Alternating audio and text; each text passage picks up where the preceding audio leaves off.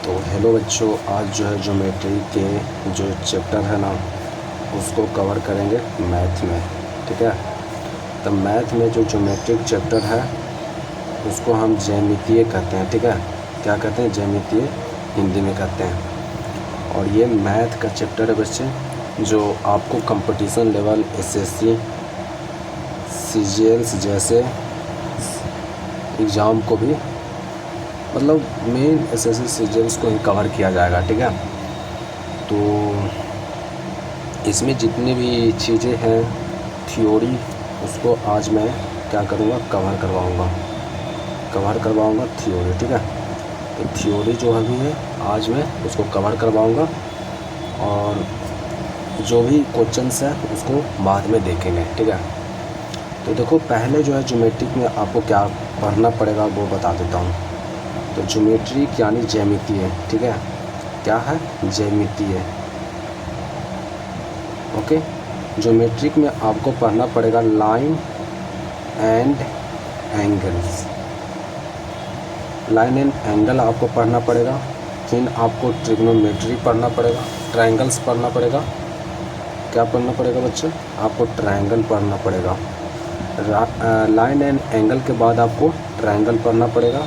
फिर आपका मास point geometry पढ़ना पड़ेगा, मास पॉइंट ज्योमेट्री। ठीक है, तो ये थर्ड आपको पढ़ना पड़ेगा टॉपिक। फिर है क्वाड्रेटिकल। ठीक है, फिर है पॉलीगॉन भी आपको पढ़ना पड़ेगा। और एक है सर्किल, तो सर्किल पढ़ना पड़ेगा। मतलब आपको ज्योमेट्रिक में जो है ना, ज्योमेट्रिक चैप्टर में इतना आपको पहले तो कवर करना पड़ेगा। जो भी टॉपिक्स जो है लिखा हूँ, जो आपका लाइन एंड एंगल हो गया, ट्रायंगल हो गया, मास पॉइंट एंड ज्योमेट्री हो गया, क्वाड्रिकल्स हो गया, पॉलीगॉन्स हो गया, सर्किल हो गया। ठीक है बच्चे, तो इस चीज़ को करना है। तो सबसे पहले मैं आपको जो है ना लाइन एंड एंगल्स को पढ़ाता हूँ। ठीक है, लाइन एंड इसको मैं जो भी चीज़ें हैं इसमें, इसका जो थ्योरी है लाइन एंड एंगल का, वो आपको पहले बतलाने की कोशिश करता हूँ। ठीक है, ओके, तो चलते हैं देखते हैं लाइन एंड एंगल क्या है। तो देखो आपको इसमें जो है ना सबसे पहले आपको पॉइंट पढ़ना पड़ेगा। क्या पढ़ना पड़ेगा बच्चे? पॉइंट पढ़ना पड़ेगा। तो पॉइंट कहते किसको है वो पहले जान लो। पॉइंट जो है ना, इसको पॉइंट को आप क्या कहोगे, आपका डिफिनेशन क्या होगा पॉइंट के द्वारा? आप इसका डिफिनेशन क्या दे सकते हो? तो पॉइंट क्या है? पॉइंट एक ये चीज़ है बच्चे, ठीक है, जो मैंने आपको ये किया, ये क्या है? एक पॉइंट है। ठीक है, अब इस पॉइंट में क्या होती है, तो इसमें जो है ना तो लेंथ होता है, ठीक ना? क्या होता है बच्चे? इस पॉइंट में आपको लेंथ नज़र आ रही है। लेंथ किसे करते हैं? जैसे हम ये करें तो लेंथ हुआ, पर इसमें है लेंथ नहीं है। तो पॉइंट में ना तो लेंथ होती है, ना तो ब्रेथ होती है। क्या होता है बच्चे? ना तो ब्रेथ होता है और ना ही हाइट होता है। ठीक है, नो हाइट। तो no length, no breadth, no height, ये तीन जो है ना क्या होता है पॉइंट में नहीं होता है। No height, no length, no breadth. फिर इसका जो है ना क्या है, अगर आपके कह दिया जाए कि पॉइंट में क्या होता है, तो ये होता है जीरो डायमेंशनली। क्या होता है बच्चे? Zero dimensional figure. ठीक है, तो ये क्या होता है? जीरो डायमेंशनल फिगर होता है पॉइंट। ओके, फिर जो है ना इसमें each point has the unique location. क्या है? यूनिक, कोई एक जगह पर क्या है, ये स्थित रहता है। कोई एक जगह पर आप स्थित कह सकते हैं। Point is a circle having no radius. इसमें जो है आपका पॉइंट में रेडियस जो है नहीं होता है। क्या? रेडियस नहीं होता है। तो पहला क्या है कि no length, no breadth, no height. दूसरा इसका जो फिगर होता है वो जीरो डायमेंशनली फिगर होता है। ठीक है, और ये कोई भी जगह पर लोकेटेड होता है, कोई भी लोकेशन पर, ये कोई भी जगह पर ये लोकेटेड होता है, ठीक है। और ये पॉइंट में आपका रेडियस नहीं होता, ठीक है, रेडियस नहीं होता। तो पॉइंट के बारे में ये चीज़ पता हो गया। इसको डिनोट इस तरह से करते हैं पॉइंट को, ठीक है। अब चलते हैं क्या, तो सरल रेखा, सरल रेखा जिसे हम संरेख बिंदु भी कहते हैं, ठीक ना। संरेख बिंदु, संरेख बिंदु क्या होता है?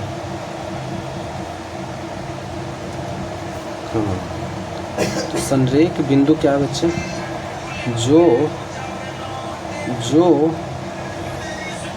बिंदु सीधी रेखा में हो उसको हम क्या कहते हैं? संरेख बिंदु कहते हैं। जो बिंदु सीधी रेखा में हो उसको क्या कहते हैं? संरेख बिंदु कहते हैं, ठीक है। जैसे आपका एक ये बिंदु हो गया तो ए हो गया, ये बिंदु हो गया तो बी हो गया, ये बिंदु है तो सी हो गया। ये क्या है? एक सीधी रेखा में है। ये क्या है? ये बिंदु सीधी रेखा में है। तो बिंदु अगर सीधी रेखा में हो ना तो उसको हम क्या कहते हैं? संरेख बिंदु कहते हैं। क्या कहते हैं? संरेख बिंदु कहते हैं, ठीक है। तो ये आपका संरेख बिंदु हो गया। पहले मैंने क्या पढ़ा बच्चे? पहले मैंने पढ़ा पॉइंट। पॉइंट क्या होता है? इसमें ना तो लेंथ होती है, ना तो ब्रेथ होती है, ना तो हाइट होती है, प्लस में इसमें जो है रेडियस नहीं होता है। फिर मैंने पढ़ा संरेख बिंदु, ठीक है, कॉलिनियर पॉइंट, क्या इसको कहते हैं इंग्लिश में? कॉलिनियर पॉइंट, कॉलिनियर पॉइंट, ठीक है ना। इसको इंग्लिश में कहते हैं कॉलिनियर पॉइंट। तो कॉलिनियर पॉइंट क्या था कि संरेख बिंदु, यानी जो सीधी रेखा, जो बिंदु सीधी रेखा में हो उसको क्या कहते हैं? कॉलिनियर पॉइंट कहते हैं। अब नॉन कॉलिनियर पॉइंट क्या होता है उसको देखते हैं। Non collinear point, non collinear point का मतलब हो गया असंरेख बिंदु, ठीक है बच्चे। तो ये क्या है? असंरेख बिंदु। तो असंरेख बिंदु क्या होता है? जो बिंदु कहीं पर भी हो, कहीं पर हो, मतलब वो सीधी रेखा में ना हो। जैसे ये क्या था? बिंदु सीधी रेखा में थी, तो इसको मैंने क्या किया कि संरेख बिंदु कह दिया। अब कोई बिंदु यहाँ है, यहाँ है, यहाँ है, तो इस बिंदु को हम क्या कहेंगे? नॉन कॉलिनियर पॉइंट कहेंगे, यानी असंरेख बिंदु कहेंगे, ठीक है। क्योंकि ये क्या है कि बिंदु मतलब संरेख नहीं है, मतलब आपका ये हर सीधी रेखा में नहीं है, ठीक ना। सीधी रेखा में नहीं है, ठीक है। सीधी रेखा में नहीं है तो इसको हम क्या कहेंगे? संरेख बिंदु कहेंगे, ठीक है। ये असंरेख बिंदु कहेंगे, ठीक है। और ये क्या है? सीधी रेखा में है। तो 2 पॉइंट मैंने जाना, 3 पॉइंट जाना। एक पहला पॉइंट जाना कि पॉइंट किसको कहते हैं, फिर संरेख किसको कहते हैं, नॉन कॉलिनियर पॉइंट किसको कहते हैं। इसके जो आगे है ना उसको देखते हैं, ठीक है। इसके आगे जो है वो आपका है प्रतिच्छेदी बिंदु। प्रतिच्छेदी बिंदु, प्रतिच्छेदी बिंदु क्या होता है? प्रतिच्छेदी बिंदु क्या होता है बच्चे? तो प्रतिच्छेदी बिंदु कोई भी 2 रेखा एक बिंदु पर काटता हो ना उसको हम क्या कहते हैं? प्रतिच्छेदी बिंदु कहते हैं। क्या? प्रतिच्छेदी बिंदु कहते हैं, ठीक ना। कोई भी 2 रेखा एक बिंदु पर जाकर कटती है उसको हम प्रतिच्छेदी कहते हैं। इंटरसेक्टिंग पॉइंट कहते हैं, इंटरसेक्टिंग पॉइंट कहते हैं, इंटरसेक्टिंग पॉइंट कहते हैं, ठीक है। तो ये क्या बच्चे? इंटरसेक्टिंग पॉइंट है, ठीक है, प्रतिच्छेदी बिंदु है, ठीक है। तो प्रतिच्छेदी बिंदु जान गया कि कोई भी 2 रेखा किसी एक बिंदु पर काटता है तो वो क्या होती है? एक प्रतिच्छेदी बिंदु होता है। स्पर्श रेखा क्या होता है बच्चे? स्पर्श रेखा। स्पर्श रेखा टेंजेंट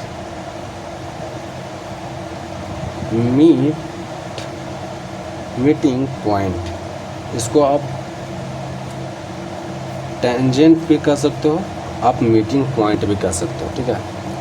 तो कोई भी अगर आपका सर्किल हो या कोई भी ऐसी आकृति हो जिसके एक बिंदु से होकर गुजरती हो, जिसके एक बिंदु से क्या होता है कि होकर गुजरती हो, उसको हम स्पर्श रेखा कहते हैं। क्या कहते हैं? स्पर्श रेखा कहते हैं, यानी टेंजेंटल कहते हैं, यानी मीटिंग पॉइंट कहते हैं, ठीक है, मीटिंग पॉइंट कहते हैं। तो ये आपका एक हो गया कि मीटिंग पॉइंट किसे कहते हैं, यानी स्पर्श रेखा किसका कहते हैं। किसी भी सतह के एक बिंदु से होकर गुजरता है उसको क्या कहते हैं, तो टेंजेंट कहते हैं। अभी एक देखते हैं, मैंने बिंदु को, जितने भी बिंदु था ना, बिंदु यानी पॉइंट से रिलेटेड जितने भी आपका थ्योरी था ना, उसको मैं बता दिया कि आपका नॉन कोलिनियर पॉइंट क्या होता है, संरेख बिंदु क्या होता है, कोलिनियर पॉइंट क्या होता है, प्रतिच्छेदी बिंदु क्या होता है, स्पर्श रेखा क्या होता है। तो ये स्पर्श रेखा आप कह सकते हो, स्पर्श बिंदु भी आप इसको कह सकते हो। कोई भी बिंदु होता है, स्पर्श रेखा ऐसे इसको बोला जाता है, इसे मीटिंग पॉइंट कहते हैं, टेंजेंटल, ठीक है। अब हम रेखा में देखते हैं, लाइन में देखते हैं बच्चे, ठीक ना। जैसे आपका क्या है, लाइन है, ठीक है। तो लाइन मतलब क्या होता है, रेखा होता है, ओके। तो रेखा क्या है, तो रेखा जो है ना, ये डायमेंशनली फिगर है। नॉन डायमेंशनली फिगर कौन था बच्चे, नॉन डायमेंशनली फिगर था आपका पॉइंट था, जो 0 डायमेंशनली था, मतलब उसमें कोई डायमेंशन नहीं था। पर आपका लाइन में जो है ना, ये डायमेंशन है। जैसे ये क्या हो गया, आप इसको क्या कर सकते हो, ये लंबाई है, ठीक है। तो ये लंबाई है, तो ये क्या हो गया, डायमेंशन इसका है बच्चे, ठीक है। तो इसको हम कहेंगे डायमेंशनल फिगर कहेंगे, ठीक है। इसको क्या कहेंगे, डायमेंशनल फिगर कहेंगे, ठीक है। इसका डिफिनेशन होता है कि a line is set of point having only length. क्या होता है कि आप लाइन का सिर्फ क्या होता है, तो लेंथ होती है, ठीक ना। ये एक लेंथ ही होता है। इसका आप हाइट निकालना चाहोगे ना, तो ये हाइट नहीं होता, एक लेंथ में होता है, ओनली एक लेंथ में, हैविंग अ लेंथ। अगर आप कोई भी पॉइंट को, जैसे पॉइंट ये जोड़ा, इस पॉइंट को आप जोड़ा, इस पॉइंट को अगर जोड़ा, इस पॉइंट को यहाँ रखा है, इस पॉइंट को, ऐसे ऐसे पॉइंट अगर करते जाओगे ना, तो क्या बनेगा, आपका लेंथ बन जाएगा, ठीक ना। क्या बचेगा, लेंथ। और इसी लेंथ को हम क्या करते हैं, लाइन कहते हैं, ठीक ना। इसी लेंथ को मैं क्या करता हूँ, लाइन कहते हैं। तो लाइन जो है ना, लाइन ये एक पॉइंट से बनता है, ढेर सारे पॉइंट को मिलने के बाद जो है ना, एक लाइन बनती है। और एक लाइन में जो है ना, अनंत पॉइंट होता है। एक लाइन में कितने होते हैं पॉइंट, तो अनंत, इन्फिनाइट होता है, इन्फिनाइट होता है, ठीक ना, इन्फिनाइट होता है। इन्फिनाइट आपका क्या हो जाएगा, तो इन्फिनाइट आपका पॉइंट हो जाता है। किसी भी लेंथ में अगर आपसे पूछ दिया जाए कि किसी भी लाइन में कितने पॉइंट होते हैं, तो किसी भी लाइन में जो है ना, पॉइंट इन्फिनाइट होता है, ठीक है। किसी भी लाइन में पॉइंट जो होता है वो क्या होता है, इन्फिनाइट होता है। तो ये चीज़ आप जान लेना, ठीक है। इसके बाद जो हम देखते हैं ना, अच्छा, लाइन को हम किस तरह से डिनोटेट करते हैं बच्चे, जैसे ये लाइन है, ये क्या है, ए है, और ये क्या है, बी है, ठीक है। तो ये यहाँ से इतना है, तो इसको हम कहेंगे ए बी। क्या कहेंगे बच्चे, ए बी कहेंगे, ठीक है। और इस तरह से दोनों तरफ तीर देते हैं। तीर क्यों देते हैं बच्चे, क्योंकि तीर इसलिए देते हैं ना, क्योंकि ये बढ़ रहा है, इसको आप चाहोगे तो और बढ़ा सकते हो। और अगर ऐसे रहे, जैसे ये पॉइंट है और आगे तीर है, तो आगे ये तीर जो है बढ़ रहा है, पर पीछे बढ़ेगा नहीं, क्योंकि यहाँ पर ये सीमित है। अगर पॉइंट आ जाता है तो ये सीमित है, पर ये ऐसे कर देते हैं तीर से, तो ये सीमित नहीं है, ये आगे भी बढ़ सकता है आपका, ठीक ना। तो इस चीज़ को भी याद करके रखना कि अगर आपको लाइन को डिनोट करना है ना, तो इस तरह से डिनोट करते हैं, ठीक है। ए बी क्या है, एक लाइन है, इस तरह से हम डिनोट करते हैं। लाइन सेगमेंट क्या होता है बच्चे, आपको लाइन जो है ना सेगमेंट, पहले मैंने क्या पढ़ा, लाइन पढ़ा, अब लाइन सेगमेंट को कहते हैं रेखाखंड करते हैं, ठीक ना। क्या कहते हैं, रेखाखंड करते हैं। रेखाखंड का मतलब हो गया कि ये यहाँ से यहाँ तक और यहाँ से यहाँ तक के बिंदु को हम रेखाखंड कहते हैं। क्या कहते हैं, रेखाखंड कहते हैं। अब कहोगे सर इसमें तो पॉइंट है, तो पॉइंट इसलिए हम किए ना, क्योंकि हम इसमें क्या कर रहे हैं, यहाँ तक की बिंदु ले रहे हैं, ठीक ना। यहीं तक का ये लेंथ है, इतना से इतना तक, इसको बढ़ा नहीं सकते हो, ठीक ना, इसको बढ़ा नहीं सकते हो, ठीक है। तो इसको बढ़ा नहीं सकते हो बच्चे, इस लेंथ को यहाँ से बढ़ा नहीं सकते हो। क्या होता है कि बढ़ता नहीं है। अगर पॉइंट है तो ये बढ़ेगा नहीं, ये इतने ही रहेगा, ठीक ना। जैसे ये पॉइंट यहाँ से यहाँ तक है, तो अब ये लेंथ नहीं बढ़ेगा। अगर ऐसे कर दिए हो ना, तो इसका मतलब है कि ये लेंथ इतना ही है, इससे ज़्यादा नहीं बढ़ सकता।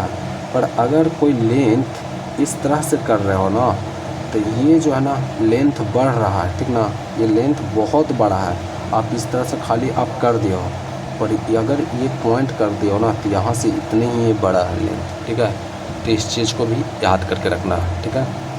अब चलते हैं, हमने देखा रेखाखंड देखा बच्चे, लाइन सेगमेंट देखा, लाइन देखा, हमने पॉइंट देखा, पॉइंट जो शुरुआत में, फिर हमने टेंजेंट देखा, फिर हमने देखा नॉन कोलिनियर पॉइंट देखा, कोलिनियर पॉइंट देखा, ठीक है। इसके आगे मैंने और क्या देखा था बच्चे, प्रतिच्छेदी पॉइंट देखा था, ठीक है। तो इन चीज़ों को मैंने देखा। लाइन सेगमेंट में मैंने देख लिया। लाइन सेगमेंट को आप इस तरह से आप कर सकते हो कि यहाँ से ऐसे, ठीक ना, ये दो बिंदु दिया जाता है। लाइन में क्या था कि इस तरह से तीर दिया जाता था, ठीक ना। तो इस चीज़ को भी याद करके रखना है। अब इसके आगे चलते हैं बच्चे। इसका एक आप लिखना चाहोगे तो लिख लो कि इसका दोनों छोर जो है ना, जैसे छोर का मतलब क्या हो गया, ये छोर और ये छोर, क्या होता है, छोर जो है वो क्या होता है बच्चे, फिक्स होता है, फिक्स होता है, ठीक ना। तो इसका दोनों जो छोर है ना, ये और ये क्या होता है, फिक्स इसका होता है। तो ये भी चीज़ याद करके रखना है कि लाइन सेगमेंट का जो भी चीज़ें हैं वो फिक्स होती है, ठीक है। ये क्या है, डिनोटेड है, डिनोटेड बाई ए बी, इस तरह से इसको डिनोट करते हैं, ठीक है। तो आपको इस चीज़ को भी आ गया होगा। अब रे किसको कहते हैं वो देखते हैं। रे मतलब क्या हो गया बच्चे, किरण हो गया। तो क्या हम किरण के बारे में पढ़ेंगे, नहीं। किरण को जो है ना इस तरह से दर्शाया जाता है कि एक तरफ तो यहाँ रहेगा, ठीक, पॉइंट, और दूसरी तरफ क्या है कि इस तरह से तीर है। तीर के मतलब मैंने आपको क्या सिखाया था कि तीर अनंत हो सकता है, दूर भी जा सकता है, पर ये यहाँ पर फिक्स है, ये पॉइंट फिक्स है। पर ये पॉइंट जो है ना फिक्स नहीं है, ठीक ना। इसका मतलब है कि ये बहुत दूर तक है, खाली इसको इस तरह से दिखा दिया गया, ठीक है। तो इस चीज़ को, ये फिक्स नहीं है बच्चे, ठीक है, नॉन फिक्स है, ये नॉन फिक्स है। और ये क्या है, फिक्स है। तो कोई भी अगर देखते हो, जैसे आप किरण क्या होता है, किरण लाइट होता बच्चे। तो आप जब ट्यून चुबाड़ते हो तो ट्यून से, जैसे यहाँ ट्यून चुबाड़े तो यहाँ से क्या होती है कि इसका आगे वाला ट्यून्स का हिस्सा है, यहाँ से लाइट निकल रहा है, तो क्या ये लाइट पीछे भी जा सकता है, नहीं ना जा सकता है। ये लाइट सिर्फ आगे जा सकता है, ये लाइट सिर्फ आगे जा सकता है। इसका ये यहाँ से लाइट निकल रही है तो ये आगे जा रहा है, पीछे नहीं जाएगा, ठीक ना। तो वही है कि ये जो है ना ये पीछे नहीं जाएगा, ये यहीं रहेगा। पर इसका यहाँ से जो लाइट निकल रही है ना, ये अनंत तक जा सकती है। आप इसको जहाँ भेजना चाहोगे जहाँ जा सकती है, ठीक है।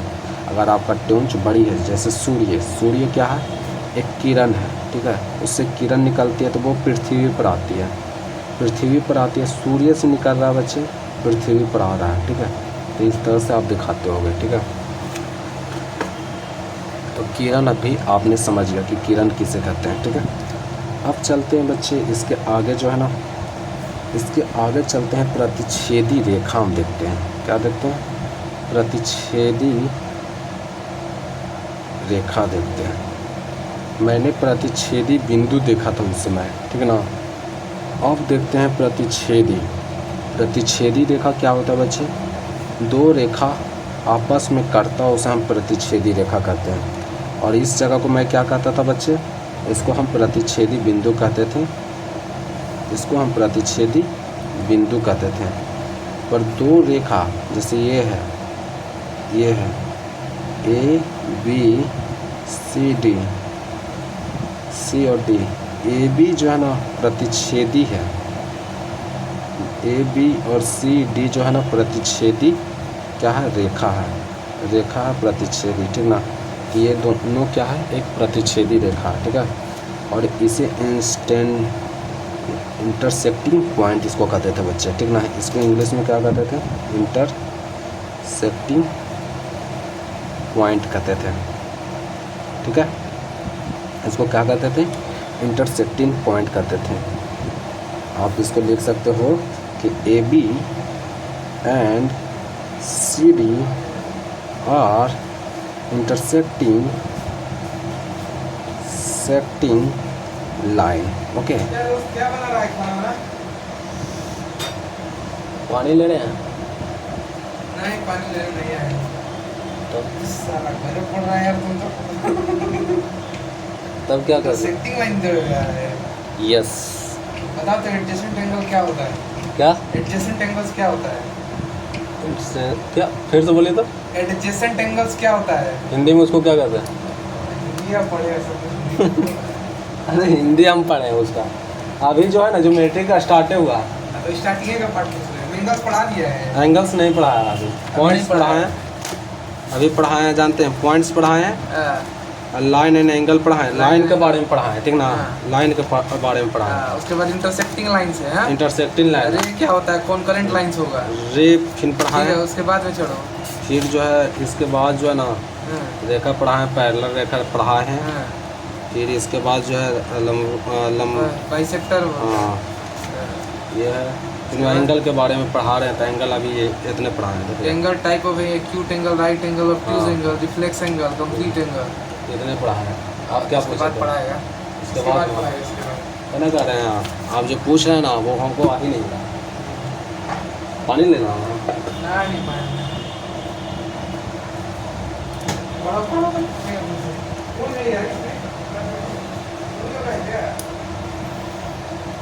कमाड़िया लगा दो, अच्छा लगा दीजिए आप कमाड़ी।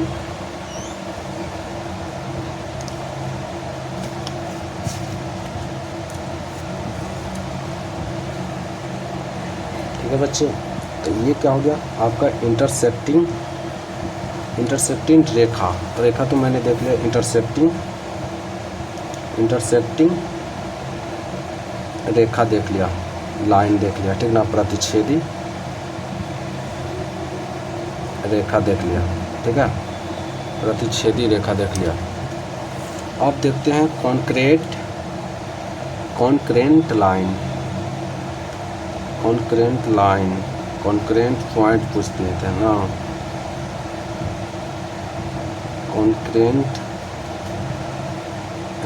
कॉन्क्रेंट एंगल पूछे थे वो ना। यहाँ है कॉन्क्रेंट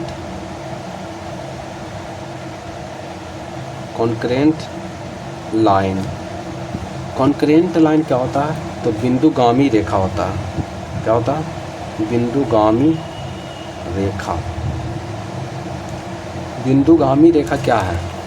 ओके, तो बिंदुगामी रेखा जो होता है ना, देखो कोई भी बिंदु पर जो है ना ढेर सारा रेखा आकर काटती है ना, तो उसको हम बिंदुगामी रेखा कहते हैं। क्या कहते हैं? बिंदुगामी रेखा कहते हैं। उसको क्या कहते हैं बच्चे? बिंदुगामी रेखा कहते हैं। यानी कोई भी बिंदु पर, एक बिंदु पर क्या है कि ढेर सारा लाइन आकर काटता है, क्या करता है, काटता है, तो वो क्या हो गया, हमारा बिंदुगामी रेखा हो गया, ठीक ना। तो कोई भी एक बिंदु पर ढेर सारा अगर काट के आता है तो वो कॉन्करेंट लाइन होती है। जैसे इसका डिफिनेशन अगर देखना चाहोगे तो एक बिंदु पर तीन से अधिक बिंदु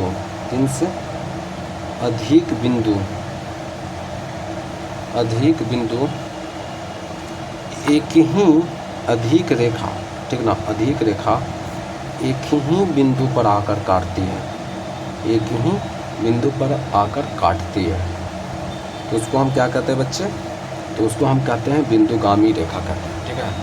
उसको क्या कहते हैं, बिंदुगामी रेखा कहते हैं, प्रतिच्छेदी रेखा कहते हैं, ठीक है। तो इस चीज़ को भी देखा, कॉन्करेंट लाइन किसको कहते हैं, बिंदुगामी रेखा किसको कहते हैं, ठीक है। इंटरसेक्टिंग लाइन किसको कहते हैं, प्रतिच्छेदी रेखा किसको कहते हैं, ये भी मैंने देख लिया, ठीक है। प्रतिच्छेदी लाइन किसको कहते थे, एक बिंदु दो रेखा एक ही बिंदु पर अगर आकर काटती है तो उसको हम क्या कहेंगे, प्रतिच्छेदी रेखा कहेंगे।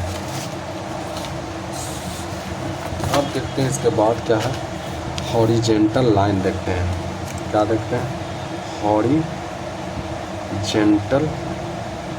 लाइन। हॉरिजेंटल लाइन का मतलब हो गया क्षैतिज रेखा, ओके। तो हॉरिजेंटल लाइन क्या है बच्चे, वो देखते हैं। हॉरिजेंटल लाइन का मतलब क्या होती है, तो क्षैतिज रेखा होती है। ये क्या होता है बच्चे, तो ये होता है पृथ्वी सतह के समांतर रेखा, पृथ्वी सतह के समांतर रेखा, ठीक ना, समांतर रेखा, इसको क्या कहते हैं, प्रतिच्छेद हॉरिजेंटल लाइन कहते हैं, यानी पृथ्वी सतह के समांतर रेखा, ठीक ना। पृथ्वी सतह है, इसके सतह जो है ना, पृथ्वी सतह के समांतर रेखा को हम क्या कहते हैं, हॉरिजेंटल लाइन कहते हैं, ठीक है। This is the horizontal line, ठीक है, this is the horizontal line, okay. तो ये हॉरिजेंटल है, क्षैतिज रेखा है, ठीक है, क्षैतिज रेखा। तो इसको आपने समझ गया कि क्षैतिज रेखा किसको कहते हैं, हॉरिजेंटल लाइन किसको कहते हैं, ठीक ना। जैसे आपसे ये कह दिया जाए ना कि ये क्या है आपका बच्चा, तो इसको आप क्या कहोगे, तो इसको आप क्या कहोगे, ये है आपका, ये बताओ ये क्या है, ये रेखा क्या है आपका। अभी आपने इस रेखा के बारे में पढ़ा था, तो इस रेखा को आपने पढ़ा था, तो ये रेखा क्या था आपका, तो ये रेखा थी आपकी जो लाइन सेगमेंट यानी रेखाखंड थी, ठीक है, ये क्या थी, रेखाखंड थी, ओके। तो इस चीज़ को भी याद करके रखना, इसको क्या कहते हैं, तो इसको कहते हैं किरण, ठीक है। और इसको क्या कहते हैं, तो इसको हम कहते हैं रेखा, ठीक है। इसको क्या कहते हैं, तो इसको कहते हैं पॉइंट। और इसको क्या कहते हैं, इसको क्या कहते हैं, तो इसको प्रतिच्छेदी बिंदु कहते हैं, प्रतिच्छेदी बिंदु कहते हैं, ठीक है। और ये क्या है, प्रतिच्छेदी रेखा है, प्रतिच्छेदी रेखा, ठीक है। तो ये दो चीज़ है, ओके। तो जान गया आपने। अब देखते हैं इसके आगे, इसके आगे क्या है बच्चे, तो परपेंडिकुलर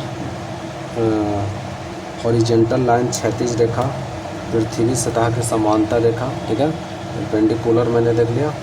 अब देखते हैं इसके आगे पैरेलल लाइन देखते हैं, क्या देखते हैं, पैरेलल लाइन देखते हैं। पैरेलल लाइन यानी समांतर रेखा किसको कहते हैं, तो देखो दो रेखा क्या हो, एक दूसरे का सेम डिस्टेंस पर, सेम डिस्टेंस से एक रेखा एक दूसरे के आमने सामने हो और सेम डिस्टेंस में हो तो उसको हम क्या कहते हैं, समांतर रेखा कहते हैं। क्या कहते हैं, समांतर रेखा। अगर आप इसके और इसके बीच की दूरी निकालोगे, मान लेते हैं ये दूरी r है, तो ये समान होगा। इसके और इसके बीच की दूरी निकालोगे तो ये भी इसके ही समान होगा। यानी हर जगह जो है ना दूरी समान हो तो उसे हम समांतर रेखा कहते हैं। क्या कहते हैं, समांतर रेखा कहते हैं। ठीक ना, तो समांतर रेखा आपने जान गया कि समांतर रेखा किसको कहते हैं। ठीक है, अब इसके आगे देखते हैं, इसके आगे क्या है, परपेंडिकुलर लाइन क्या है, परपेंडिकुलर, ठीक ना, लंब रेखा, परपेंडिकुलर क्या है बच्चे, परपेंडिकुलर, परपेंडिकुलर यानी वर्टिकल लाइन किसको कहते हैं, ठीक ना, वर्टिकली लाइन यानी लंब रेखा, ठीक ना। तो लंब रेखा किसको कहते हैं, यानी परपेंडिकुलर लाइन किसको कहते हैं, वर्टिकली लाइन किसको कहते हैं। तो कोई भी एक रेखा पर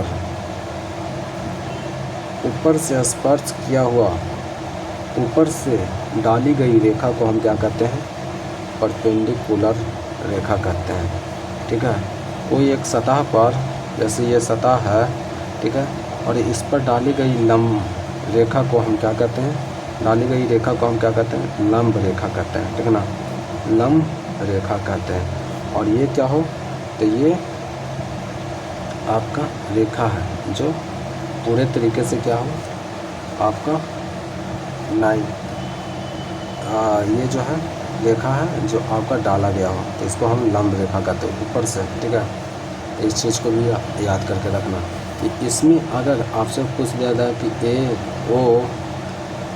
ओ बी के बराबर होगा, तो नहीं बच्चे, ये बराबर नहीं हो सकता। आप परपेंडिकुलर में ये चीज़ नहीं है, वर्टिकल लाइन में इस चीज़ को नहीं बताया गया कि यहाँ से यहाँ तक के जो चीज़ें है वो बराबर होते हैं, यहाँ से यहाँ चीज़ के बराबर होता नहीं। ये इसका डिफिनेशन अलग आएगा, जब ये दोनों बराबर होगा तो इसका अलग ही क्या होता, नाम दिया जाता। ठीक है ना, ओके। अब चलते हैं स्ट्रेट लाइन। स्ट्रेट लाइन क्या है, स्ट्रेट लाइन, स्ट्रेट लाइन जो होता है वो क्या कहते हैं, इसको सरल रेखा कहते हैं। ठीक ना, इसको सरल रेखा यानी त्रिभुज रेखा कहते हैं। ठीक है, त्रिभुज रेखा कहते हैं। तो त्रिभुज रेखा कहते हैं, स्ट्रेट लाइन कहते हैं। ठीक ना, तो स्ट्रेट लाइन क्या है, त्रिभुज रेखा क्या है, जैसे ये एक रेखा है, ठीक है, और ये रेखा स्ट्रेट है। ठीक ना, स्ट्रेट है मतलब सीधी है ना, तो इसको हम क्या कहेंगे, स्ट्रेट लाइन कहेंगे। अगर वहीं पर ये रेखा इस तरह से हो जाना, कभी इधर हो गया, कभी उधर हो गया, कभी इधर हो गया, तो ये क्या हो गया, ये रेखा हो गया zigzag line. Zigzag line यानी कर्व रेखा, इसको दूसरा नाम है कर्व्ड रेखा, यानी हिंदी में इसको वक्र रेखा कहते हैं। क्या कहते हैं, वक्र रेखा कहते हैं। जिग जैग लाइन यानी कर्व रेखा, ठीक ना, वक्र लाइन। ओके, तो ये भी याद करके रखना कि जिग जैग लाइन किसके कहते हैं, कर्व रेखा किसका कहते हैं। ठीक ना, कर्व रेखा यानी जिग जैग लाइन किसको कहते हैं। तो ये भी चीज़ आपको याद हो गया होगा कि कर्व रेखा किसको कहते हैं, जिग जैग लाइन किसको कहते हैं, स्ट्रेट लाइन किसको कहते हैं। तो ये क्या है, स्ट्रेट लाइन, ये भी क्या है, स्ट्रेट लाइन है, ये आपका जिग जैग लाइन है। अब इसके आगे देखते हैं क्या है हमारा, जैसे कोई भी एक चीज़ है, ठीक है, एक रेखा है, ठीक ना, अब रेखा पर ये जो है ना डाली गई क्या है, एक लंब है, और ये लंब सीधी ना होकर 90 डिग्री पर ना होकर हमारा कोई 90 डिग्री से अलग है, तो उसको हम क्या कहेंगे, तो इसका नाम क्या हो जाएगा बच्चे, तो इसका नाम हो जाएगा, अलग हो जाएगा। ठीक ना, इसका नाम अलग हो जाएगा, ये अलग है, इसको कहते हैं विस्टॉर, विस्टॉर, ठीक ना, दिस इज द विस्टॉर। ठीक ना, ये क्या है,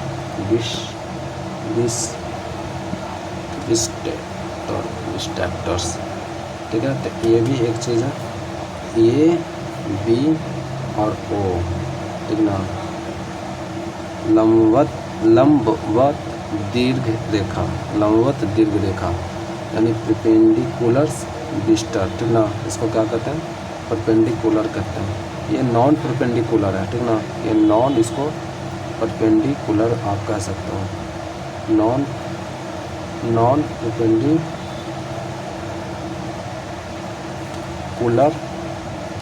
विस्टर, ठीक है, यानी अलंबवत रेखा है, ठीक है ना, अलंब्रिक रेखा है, ठीक है। और अगर रेखा पर क्या हो, सीधी हो, तो इसको क्या कहते हैं, इसको लंबवत दीर्घ रेखा कहते हैं, ठीक ना। ओके, ए बी है, ए है, बी है, और ये क्या है, ओ है, तो ए ओ बराबर क्या हो जाएगा, ओ बी हो जाएगा। ओ सी लंबवत क्या है, ए बी के है, ठीक है, तो ये भी याद करके रख लेगा। इसके आगे चलते हैं बच्चे, इसके आगे क्या है, अगर मैं इस जो भी मैं थ्योरी अभी करा रहा हूँ, जो भी डिफिनेशन आपको लिखा रहा हूँ, ये मैं जो है ना एक बार और जो है ना एक बार इसको और रिवीजन करवाऊँगा, ठीक है ना, एक बार और रिवीजन इसको मैं करवाऊँगा। तो इस चीज़ को याद करके रख ले रहना है, ठीक है, कि एक बार मैं और इसको रिवीजन करवाऊँगा और इसको जल्द ही करवाने वाला हूँ, ठीक है, तो एक बार और रिवीजन इसको करवाना है, ठीक है। तो ये है परपेंडिकुलर्स, ठीक है, नॉन परपेंडिकुलर विस्टर, ठीक है। और इसके आगे भी और देखते हैं, कुछ जो रेखा है वो देखते हैं। जैसे कोई रेखा है, ठीक है, एक है, दो है, तीन रेखा है, ठीक है। अब थोड़ा सा जो है ना रूल को देखना है, थ्योरी को देखना है, ठीक है। अब तक जो देखते आ रहे थे वो नियम था, थोड़ा सा रूल्स को भी देखते हैं क्या क्या होता है। जैसे क्या बच्चे कि तीन वो रेखा है, ठीक है, L1 है, L2 है, L3 है, तो L1 क्या हो जाएगा बच्चे, L2 के बराबर हो जाएगा। जैसे ये तीनों क्या है रेखा, एक दूसरे के एकदम समांतर है और एकदम रेखा क्या है, एकदम सेम है, ठीक ना। तो L1 जो है L2 के बराबर हो जाएगा ना, तो L1 L3 के भी बराबर हो जाएगा, यानी L1 L2 के बराबर है, L1 L2 के बराबर है और L2 L3 के बराबर है, क्या है, L2 L3 के बराबर है। तो यहाँ से क्या हो जाएगा कि देन L1 जो है ना L3 के भी बराबर होगा, ठीक ना, L1 जो है L3 के भी बराबर होगा। तो इस चीज़ को भी याद करके रखना कि L1 जब L2 के बराबर होगा और L2 L3 के बराबर होगा, देन L1 जो है बराबर L3 हो जाएगा, देन L1 जो है बराबर क्या हो जाएगा बच्चे, L3 हो जाएगा। तो इस चीज़ को भी याद करके रखना है। अब चलते हैं हम क्या कि एक और रेखा देखते हैं, समांतर रेखा को प्रतिच्छेद करने वाली रेखा को हम क्या कहते हैं, तिर्यक रेखा कहते हैं। तो तिर्यक रेखा क्या होता है उसको देखते हैं बच्चे, ठीक ना। तिर्यक रेखा को आप ट्रांसवर्सल लाइन भी कहते हैं, ठीक ना, इसको क्या कहते हैं, ट्रांसवर्सल लाइन भी तिर्यक रेखा कहते हैं।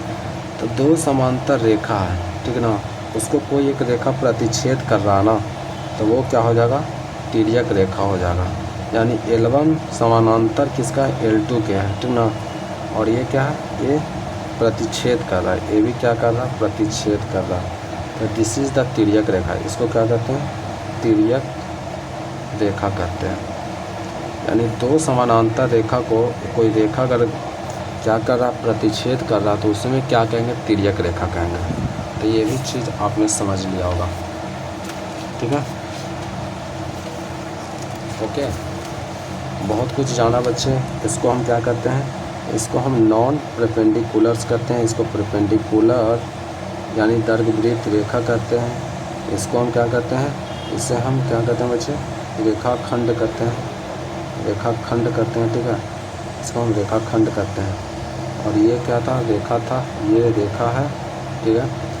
बहुत कुछ है थ्योरी, इसको बाद में भी एक तरह आप जब पढ़ोगे ना, तो इसको और भी पढ़ोगे एक बार तो और समझ में आ जाएगा, ठीक ना।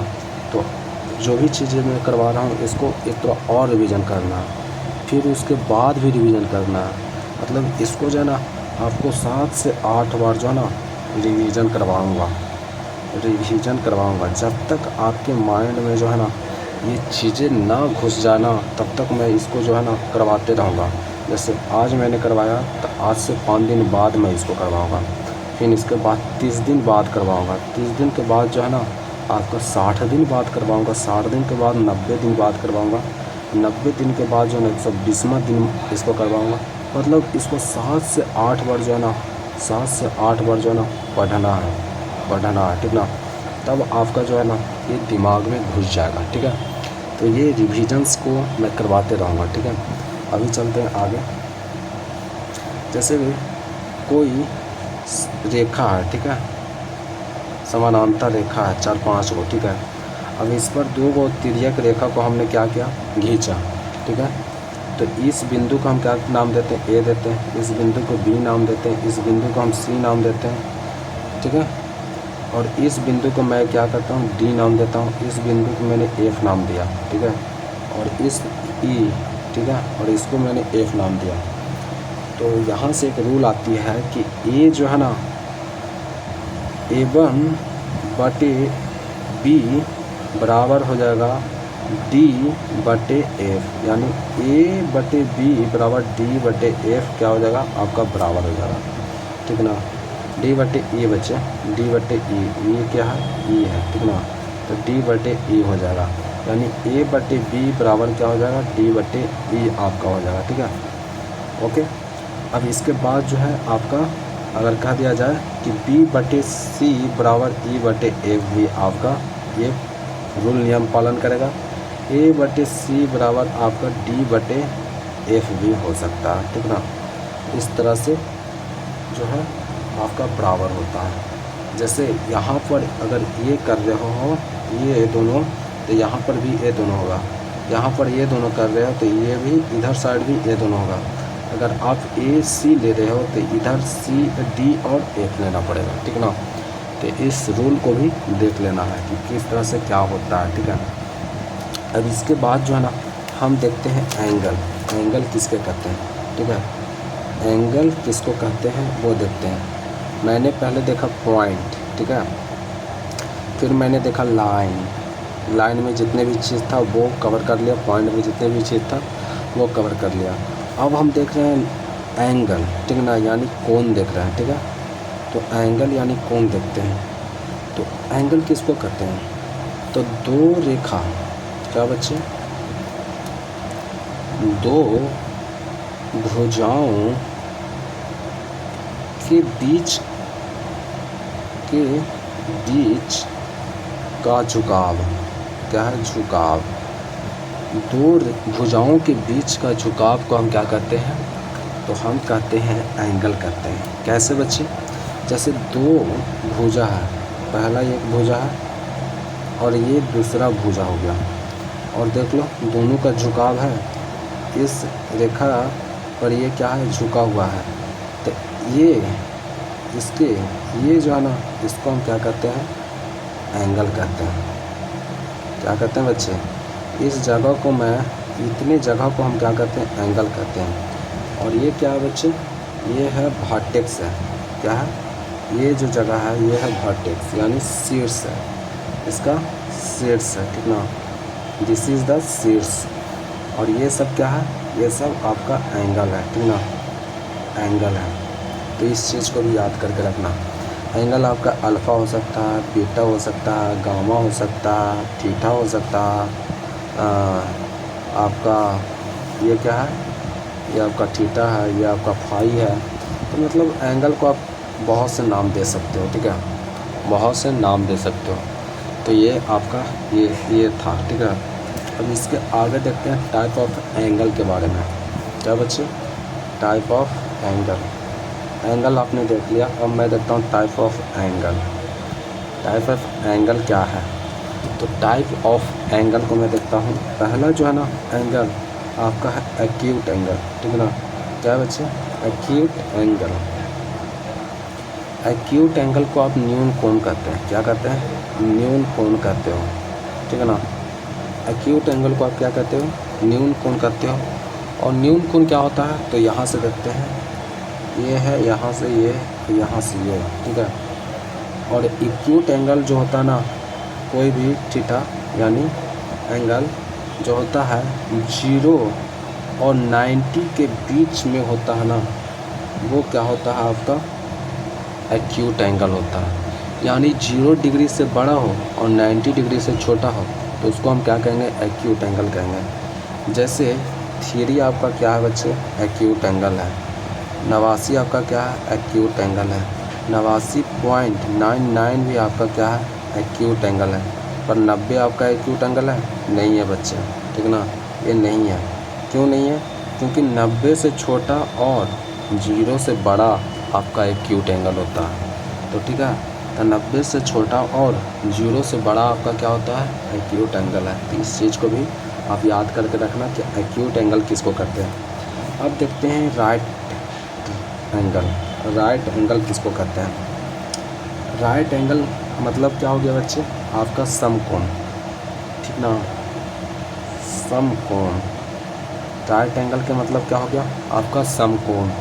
तो समकोण क्या है बच्चे, यहाँ से ये है और यहाँ से ये है, और ये इतने दो भुजाओं के बीच का जो एंगल ये है ना, ये क्या है आपका 90 डिग्री हो तो उसको हम समकोण कहते हैं, यानी राइट एंगल कहते हैं। क्या कहते हैं, राइट एंगल कहते हैं।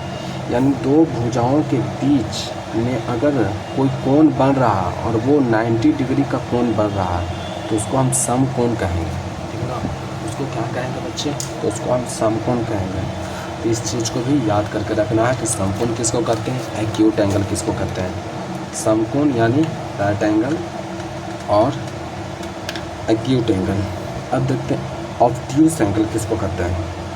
ऑब्ट्यूस एंगल, ऑब्ट्यूस एंगल जो होता है ना बच्चे, कोई भी दो भुजा के बीच में आपका जो थीटा है वो 90 से बड़ा और 180 से छोटा हो तो उसको हम ऑब्ट्यूस एंगल कहते हैं। उसको क्या कहते हैं, ऑब्ट्यूस एंगल कहते हैं। कोई भी थीटा हो, थीटा जो 90 से बड़ा हो और 180 से छोटा हो तो उसको हम ऑब्ट्यूस एंगल कहते हैं। और ये देख लो, ये क्या है आपका ऑब्ट्यूस एंगल है। ये आपका क्या था, ये 90 डिग्री था तो ये राइट एंगल था। ये क्या था बच्चे, आपका न्यून कोण था, क्योंकि ये जो थीटा है 0 से बड़ा और 90 से छोटा है। तो ये क्या है आपका एक्यूट एंगल है, ठीक है। ये क्या है बच्चे, तो कोई भी दो भुजा के बीच में जो बना हुआ कोण को हम क्या कहते हैं, एंगल कहते हैं, ठीक है, ठीक है, कोण कहते हैं। तो इतना थ्योरी आपने जाना। अब एक और जान लेते हैं। एक आपका है स्ट्रेट